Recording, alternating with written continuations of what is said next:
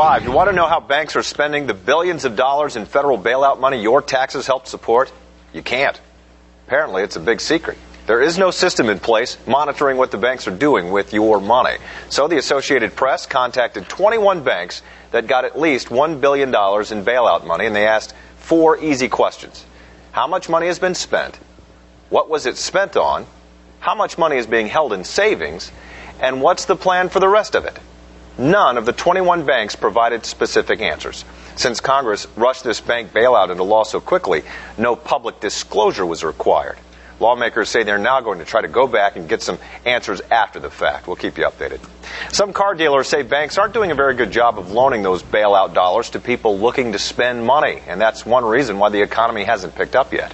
We decided to test that theory and sent CBS 6's Sam Brock to a local car dealer to see just how hard it may be for some of you to get a loan, even if you have good credit. Sam? Well, Rob, I think it might be fair to say that I risked complete and utter public humiliation with this. Have the good folks at Richmond Ford run my credit report and find out if I could afford a loan. On this car right here, it's a $22,000 Ford Escape, a fairly typical family car. So can an applicant come in here and get a loan for this? What I would stress is that credit report, your credit score, is not necessarily the most important thing. That's one of many factors that are going to determine whether you will get that auto loan. As the automobile industry copes with a vicious recession, dealers are doing what they can to drive sales, cutting prices on inventory, adding numerous incentives. Still, the vehicles aren't flying out of showrooms.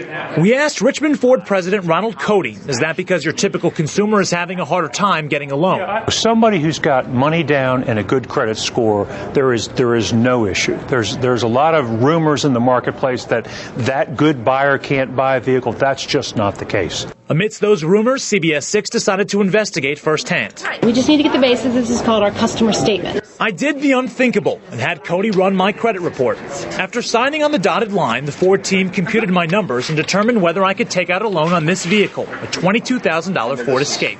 I qualified for the loan without needing a down payment. The reason, rather than my sterling credit rating, was the fact that I didn't owe any money on a previous car. What we have occurring in the automobile business is about 60% of our consumers trade in a vehicle.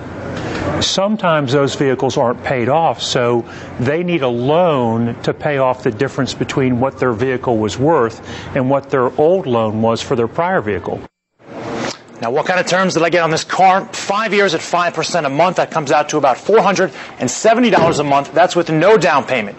With down payment of about $2,000, the interest rate would be the same, but the cost would come down to about $430 a month. Now, coming up at 6 o'clock, we'll hear from a woman who had a pretty decent credit rating, about 650, moderate debt, but still could not get an auto loan. That's coming up at 6. Sam Brock, CBS 6 News. Might have to get a loan from Sam. I don't know. You know, if you're heading out for the holidays,